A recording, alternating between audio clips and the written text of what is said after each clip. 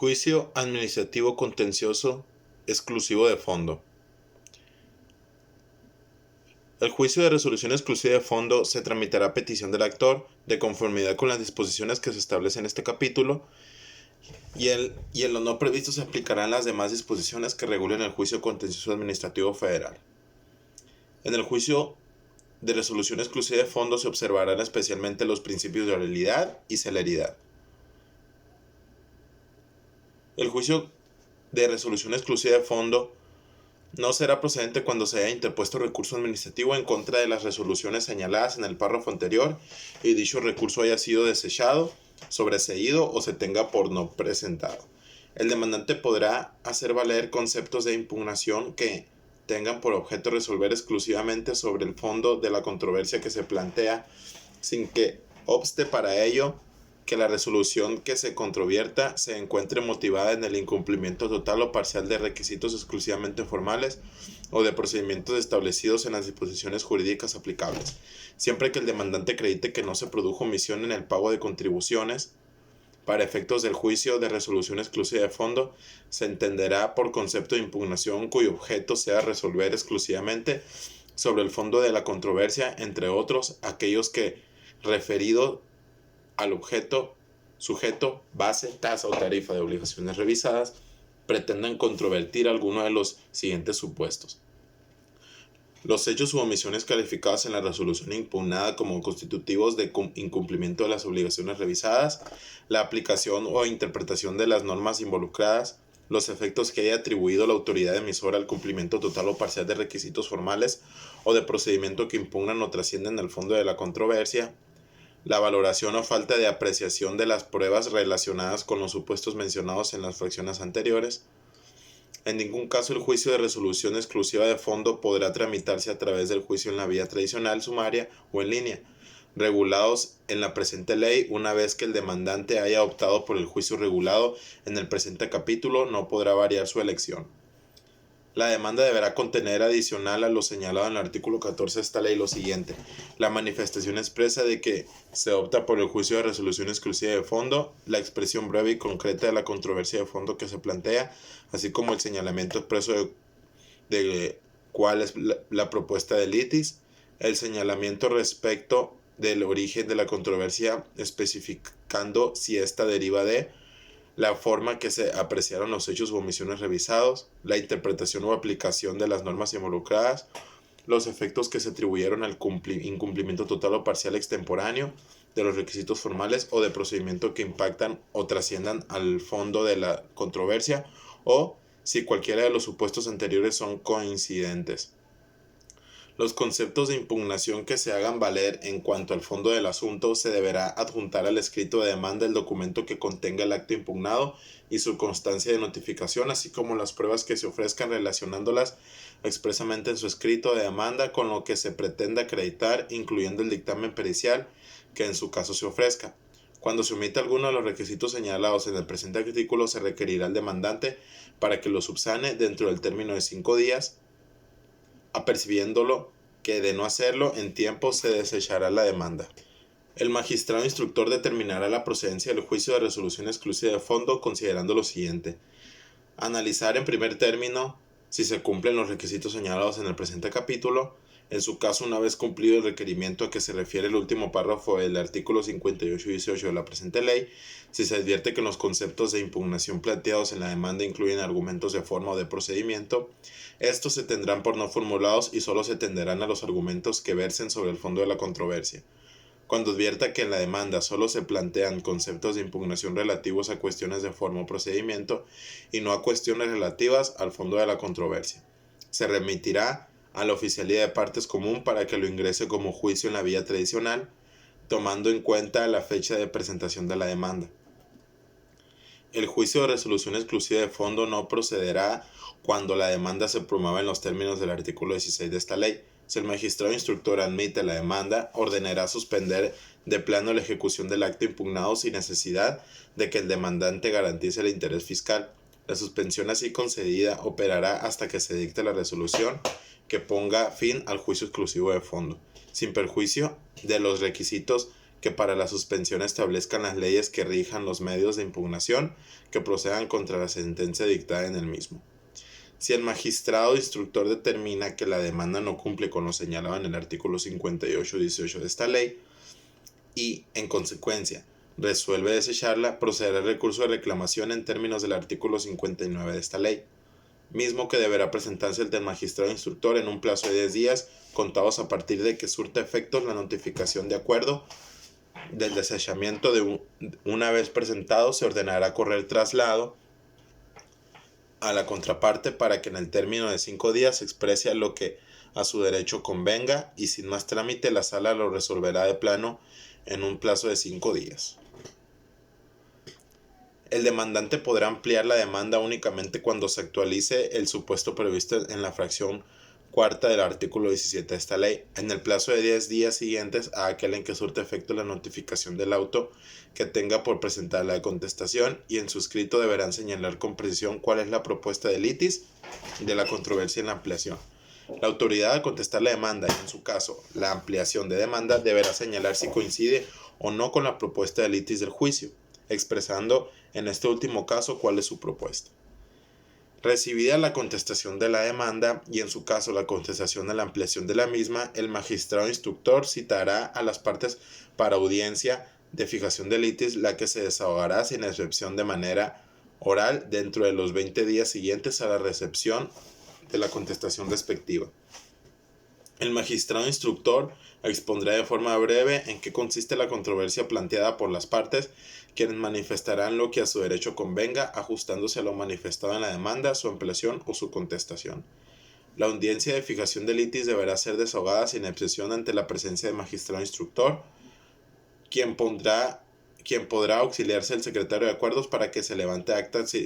circunstanciada de la diligencia. Las partes podrán acudir personalmente o por conducto de sus autorizados legales. Los demás magistrados integrantes de la sala podrán acudir a la audiencia de fijación de litis cuando, estando debidamente notificadas las partes en términos de los artículos 67 y 68 de esta ley, alguna no acuda a la audiencia de fijación de litis, esta se llevará a cabo con la parte que esté presente. Quedará al prudente arbitrio del magistrado instructor la regulación del término del tiempo que tengan las partes para exponer los motivos por los que estiman les asiste la razón, considerando estrictamente el principio de celeridad que rige esta vía. Cuando alguna de las partes no acuda a la audiencia de fijación de la litis, se entenderá que consciente los términos en que la misma quedó fijada por el magistrado instructor, precluyendo además su derecho para formular cualquier alegato posterior en el juicio, ya sea de forma verbal o escrita. En caso de que se haya acordado procedente la atracción del juicio por la sala superior, el magistrado instructor reservará la celebración de las actuaciones en el artículo 58 y 26, primer párrafo de esta ley, para que éstas se lleven a cabo ante el magistrado ponente que corresponda. Una vez celebrada la audiencia de fijación de litis, el magistrado instructor notificará a las partes el acuerdo que se refiere al artículo 47 de esta ley, salvo en los casos establecidos en el párrafo anterior. En caso de que durante la tramitación del juicio de resolución exclusiva de fondo alguna de las partes solicite una audiencia privada con el magistrado instructor o con alguno de los magistrados de la sala especializada, esta deberá celebrarse invariablemente con la presencia de su contraparte, cuando, estando debidamente notificadas las partes en términos de los artículos 67 y 68 de esta ley, alguna no acuda a la audiencia privada, esta se llevará a cabo con la parte que esté presente. En el juicio de resolución exclusiva de fondo, serán admisibles únicamente las pruebas que hubieran sido ofrecidas y exhibidas en el procedimiento de comprobación del que derive el acto impugnado, el procedimiento de acuerdos conclusivos regulado en el Código Fiscal de la Federación o el recurso administrativo correspondiente. El desahogo de la prueba pericial en los términos del presente capítulo se llevará a cabo mediante la exhibición del documento que contenga el dictamen, el cual deberá adjuntarse a la demanda, a la ampliación o a su contestación. El magistrado instructor tendrá la más amplia facultad para valorar no solo la idoneidad y el alcance de los dictámenes exhibidos, sino también la idoneidad del perito que lo emite. El magistrado instructor, bajo su consideración, decidirá si es necesario citar a los peritos que rindieron los dictámenes a fin de que en audiencia especial, misma que se desahogará en forma oral, respondan las dudas o cuestionamientos que aquel le formule. Para tal efecto, las partes deberán ser notificadas en un plazo mínimo de 5 días anteriores a la fecha fijada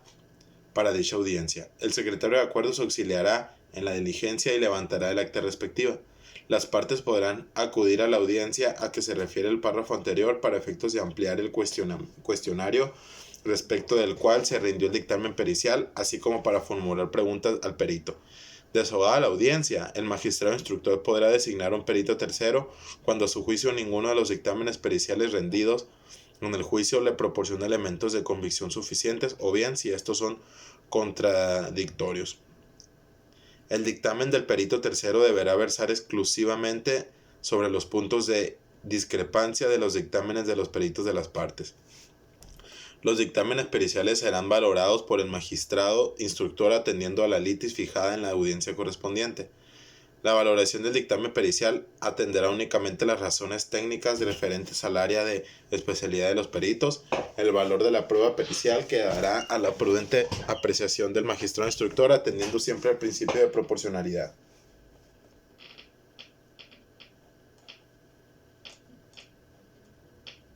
Celebrada la audiencia de fijación de la litis, desahogadas las pruebas que procedan y formulados los alegatos, quedarán cerrada la instrucción del juicio de resolución exclusiva de fondo sin necesidad de una declaratoria expresa. Y a partir del día siguiente empezarán a computarse los plazos previstos en el artículo 49 de esta ley para dictar sentencia. Lo anterior no aplicará para efectos de lo previsto en el artículo 58, sexto párrafo de la presente ley. En las sentencias que se dicten en el juicio de resolución exclusiva de fondo se declarará la nulidad de la resolución impugnada cuando los hechos u omisiones que dieron origen a la controversia no se produjeron, los hechos u omisiones que dieron origen a la controversia fueron apreciados por la autoridad en forma indebida, las normas involucradas fueron incorrectamente interpretadas o mal aplicadas en el acto impugnado, o los efectos atribuidos por la autoridad emisora al cumplimiento total o parcial o extemporáneo, los requisitos formales o de procedimiento a cargo del contribuyente resulten excesivos o desproporcionados por no haberse producido la hipótesis de causación de las contribuciones determinadas. La sentencia definitiva podrá reconocer la validez de la resolución impugnada, declarar la nulidad de la resolución impugnada. En los casos en que la sentencia implique una modificación en la cuantía de la resolución administrativa impugnada, la sala regional especializada competente deberá precisar el monto, el alcance y los términos de la misma para su cumplimiento. Declarar la nulidad de la resolución impugnada y además reconocer al actor la existencia de un derecho subjetivo y condenar al cumplimiento de la obligación correlativa. Otorgar a restituir al actor el goce de los derechos afectados. Declarar la nulidad del acto o resolución administrativa del carácter general, caso en que cesarán los efectos de los actos de ejecución que afectan al demandante, inclusive el primer acto de aplicación que hubiese impugnado la declaración de nulidad, no tendrá otros efectos para el demandante salvo lo previsto por las leyes de la materia en que se trate.